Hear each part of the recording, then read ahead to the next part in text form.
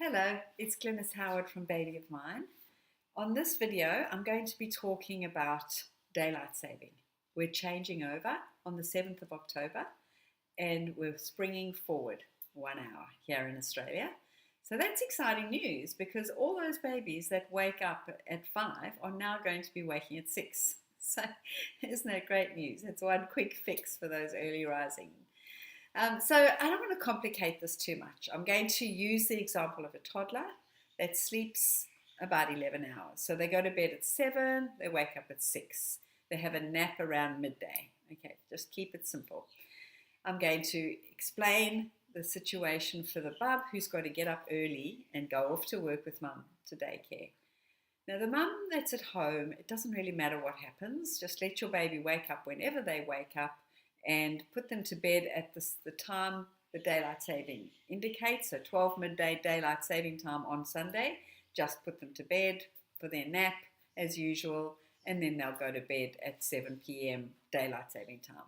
Might be a few little jiggles or a little bit of irritability, but on the whole, it's not really going to affect them. We've got to think about those little bubs that are going to daycare, however. Okay, so what we're going to do is the daylight saving starts on Saturday night. So on Sunday morning, I want you still to wake your baby, okay, if you're going to work that following week. So I want you to wake your baby ready for daycare at 6:30 a.m., the new time. So it would have been 5:30, right? It's now 6:30. I want you to wake them then, getting them prepared to switch over, okay? On Monday morning, I want you to wake them at 6. That was probably what you'd do anyway. It would actually be 5 a.m. on the old time. Remember, we've moved forward, but we're going to wake them at 6. They probably want to sleep for longer, but we need to wake them to keep them on track, okay? So that's Monday morning. Now, if you're going to work or not, you're going to do this. Then Tuesday morning, we're just going to leave them be, 6 a.m., okay? We also need to alter their bedtime because that's the biggest issue. It's going to be an hour later. That's pretty hard for them. So we're going to put them to bed at 7:30, right? So they probably would have been going to bed at 8 because that's normally 7.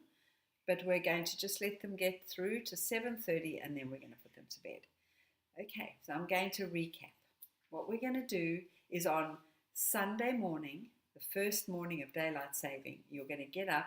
Instead of letting them sleep till 7, because normally they wake at 6, and now it's 7, you're going to wake them at 6:30, just getting them ready for their daycare arrangement, okay? So just half an hour sleep in. Sorry about that, but that's what we need to do, okay? Then on Sunday evening, when you go to put them to bed, instead of putting them to bed at 8 o'clock, which would be the daylight saving 7, you're going to put them to bed at 7:30. Okay, so we're just trying to organize so that their little bodies can accept this. The next morning will be Monday.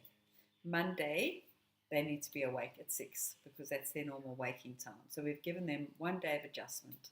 So then you get home Monday evening, you're going to put them to bed at daylight saving time, 6 p.m. Tuesday morning, they're going to wake at 6 a.m. and you've set them back. Okay, just watch this time and time again so that it can sink in and you'll understand what I'm trying to get at. All right, there's one more scenario that I'm going to talk about, and that's the child that doesn't cope very well with change. The mum who wants things very structured and organized, okay? I want you to think about starting to prepare for daylight saving on Thursday, okay? Thursday before the 7th of October, right? Does that make sense? You're going to start, and I'll just refer to my notes to make sure, you're going to start to change things by just 15 minutes each day, okay?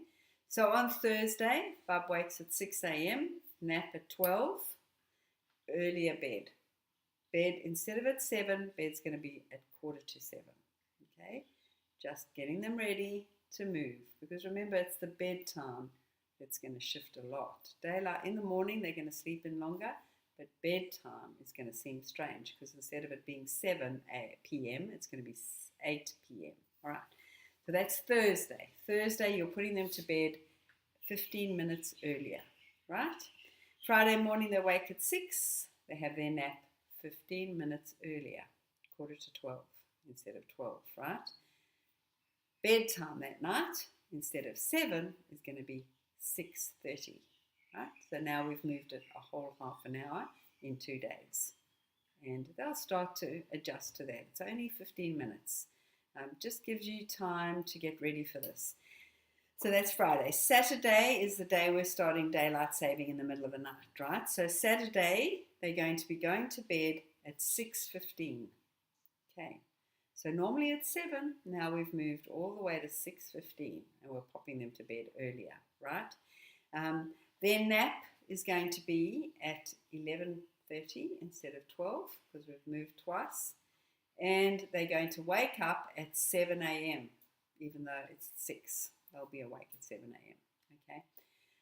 And then you're on your way, all right? So their nap that day is going to be half an hour earlier, 11:30. And then they're going to go to bed on Sunday night at 6 p.m. because that's the first day of daylight saving. Because we change our clocks on Saturday through the night. Okay, I hope that makes sense. It's tricky. So don't let it do your head in. If you don't care, just leave it as it is. Bub will adjust. But if you're going to work and your bub's got to get up early, please make sure that you get them to bed at the right time. Listen to the video and correct their bedtime. But celebrate, because your bubs are going to be waking up an hour later when daylight saving starts. I hope that was helpful. Talk again soon. Bye.